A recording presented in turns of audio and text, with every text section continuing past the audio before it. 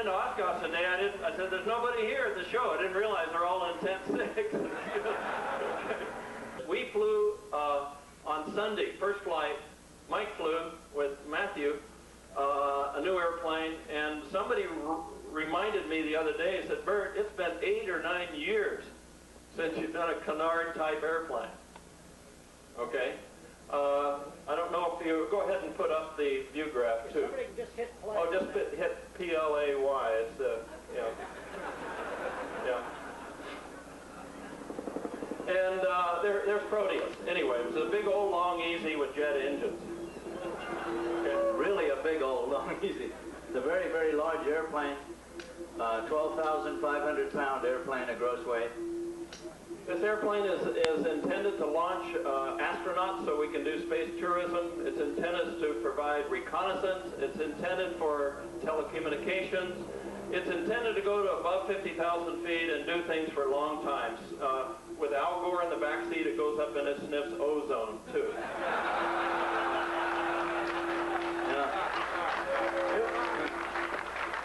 I promised I wouldn't say anything about Washington this week at all, and I won't. But if it's on the dress, you must confess. Okay. Yeah, turn the sound all the way down. Okay, anyway, Mike, let me point out one other thing. The project engineer who handles all the technical details on doing this, Matthew Gianta, we put him in the airplane also for first flight. And that's how we get safety around our flights, right? Yeah. Okay, Mike, you got it on the Proteus first flight. Okay. Yeah, it was interesting having Matthew along because he was the project engineer, so I knew that as long as he was in there, it was going to be safe. He wasn't going to build something that would break while he was in it, I hope. But it was funny, even getting a license to fly this thing was difficult.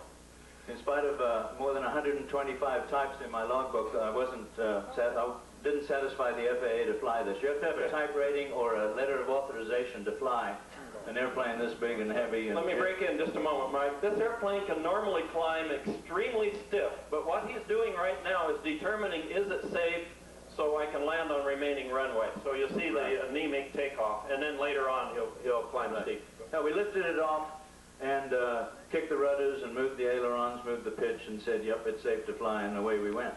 We went up to 12,000 feet, stayed there for an hour and 45 minutes. We completed the whole flight test card, came back in, made a low approach, and landed. We actually raised the gear. I think that's a first for us on a first flight, isn't it? No, the Spike airplane, the V-Jet, the V-Jet's down here. The V-Jet, we raised the gear within a minute of the first liftoff. Yeah, this one, we had a lot of gear cycles on it on the ground, and we were very satisfied with the landing gear. So we did 2 gear cycles with it, so we were able to look at it gear up and gear down. And it's very, very quiet. The engines are a long way away from where the pilot's sitting.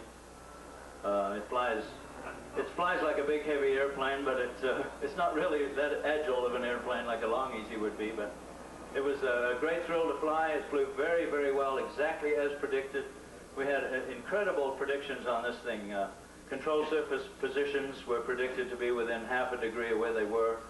I want to point out that about halfway through the flight, Mike got on the radio and it says, you know, I just now realized, but I haven't yet touched the yaw trim or the roll trim.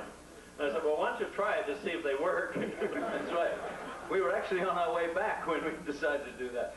No, the airplane was the straightest airplane I think we've ever built, by far. The ball stayed in the middle all the time. Elevator was exactly where we thought it would be at all the speeds we tried it at. The engines ran very well. Those engines are specifically designed and modified to work at 65,000 feet. So they don't work as well as you would expect down low because they're optimized for very high altitude. So they're not computer controlled. There's no ECU on those. They're hydromechanical controlled engines. So the pilot is the computer. It takes 6 seconds to bring the throttle from idle to full throttle because you've got to be giving it time to spool up. So, you know, it's a big old thing, and it works like a big old thing. But it was really an exciting flight for me. A great experience. The reason this airplane has such a long landing gear, by the way, the landing gear is about as tall as me. The reason it has such a long landing gear, there it is going up for the first time, is the airplane generally for the telecommunications mission and the reconnaissance mission, it carries a very big antenna underneath it. You're familiar with what an AWACS dome looks like. There's one on the field here, that big flying saucer on top of the airplane. This one carries something very much like that, that's 19 feet in diameter, except it's on the bottom of the airplane. And the reason it's there is it has to have line of sight view to all of the people on the ground underneath it. Those people have what amounts to a soccer ball on the side of their house, and inside there is a little antenna that tracks the airplane. And when you have one of those, now you have internet graphics just like that, up and down. So you have two-way internet connectivity for an entire area like Southern California or Chicago area or St. Louis.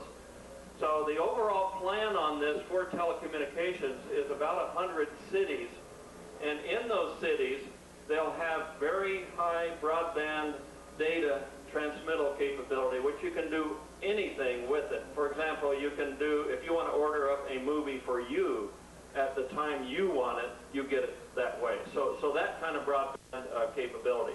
Cell phones, just all kinds of electronic things that you can do. An Earth-orbiting satellite tries to do this, but it's hundreds of miles away, and it's limited by solar panels as far as power. This guy sits 12 miles high, and we can pump 40 kilowatts into the payload continuously. Now there it is with the gear up. It's kind of a nice-looking airplane with the gear up. The reason it has that humpback look on the fuselage is because the airplane was designed to operate in conjunction with this big antenna that sits underneath it. So aerodynamically, it's best with the antenna on. Now, once that kind of service goes into use, there will be one of these flying over every big city in the United States continuously. Continuous presence, always there. Notice our chase plane was appropriate for the occasion. Right. A long easy. Yeah. There's kind of a nice shot coming down. We don't have the nice, pretty planform shots of it because our store-bought airplane broke, so we had to use our long AC for chase, right? Keep in mind this airplane is designed to loiter. Even though it takes off at 12,000 pounds, it initially operates at only about 95 knots indicated. When it's light, it operates at about 67, 68 knots indicated.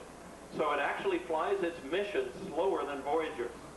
Voyager flying at best range speed, this flies at best loiter speed. It's a turbofan airplane designed to loiter, not to go fast. So we want it to go at minimum power required. Now, what would you be if you were a Proteus pilot flying telecommunications missions? Well, you're probably a young guy who someday wants to be an airline captain, and you want to build a lot of turbine time. Okay, and here's the way the scenario goes, because some of you guys out here, keep in mind with 300 of these airplanes covering 100 cities, continuous presence, I wouldn't be surprised if there wasn't somebody in this tent who's going to have a job sitting on this flagpole providing telecommunications. So somebody in this tent is probably going to be a Proteus pilot. I think that's a very good chance of that. Looking at who you guys are and all these jobs out there, right? There's one already. Yeah, that's right. But here's what you do. You probably fly 3 times a week. You're going to be in the airplane about 19 hours. Think about that. Okay? Now, the airplane is pressurized to 6,000 feet, even though it's flying at 60,000 feet. The environment is going to be humidified and probably ozone scrubbed.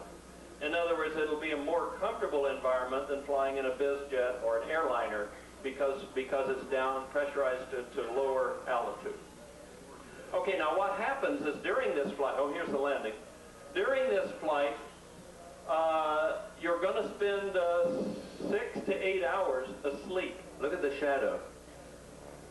Yeah, I'll stop. Go ahead and talk about the landing. That's really got a neat planform. You see the shadow there. Oh, by the way, the landing gear is 9 feet after the CG, so it slaps down all by itself. Yeah, that's about right. I was able to hold the nose off just momentarily, but not for long. When the mains come down, the nose comes down right away with the gear that far back. The reason we did this is we didn't want to cover all four wings with spoilers. And if you don't cover an airplane like this with spoilers so you can get rid of lift, it'll dance across the runway, and a crosswind it'll just blow itself off the runway like the Voyager did, because you got to slow down to get rid of lift. So what we do, the airplane sits 3 degrees nose down when it's taxiing. You can see it here. And it lands at about 0 degrees deck angle. So the airplane falls 3 degrees. It loses about 30%, or actually about 60% of the lift that it has. And so now it's rolling good and hard on the tires immediately and can steer with nose gear steering. That's the reason that it has this intentional slap down approach. Okay, it's the end of the flight, and we have an usual tradition of throwing ice water all over the poor guy who flies it, so that'll be coming up here in a second. But it was interesting going through the FAA checkout for this. He comes up and he says, now you're going to have to get some time in a similar airplane. And I said, okay, we'd be happy to do that if you could just point us to one. So then when he really realized that this was a unique machine, nothing else like it had ever been built, he just said, well, I don't know what else to say. You've flown a lot of these kinds of things. I'm just going to give you an LOA, and that was it. So that was really nice. I'm glad the FAA worked with us on that, because I don't know what we would have done otherwise. There's the water. That's Matthew getting his. It was a great day. That was last Sunday.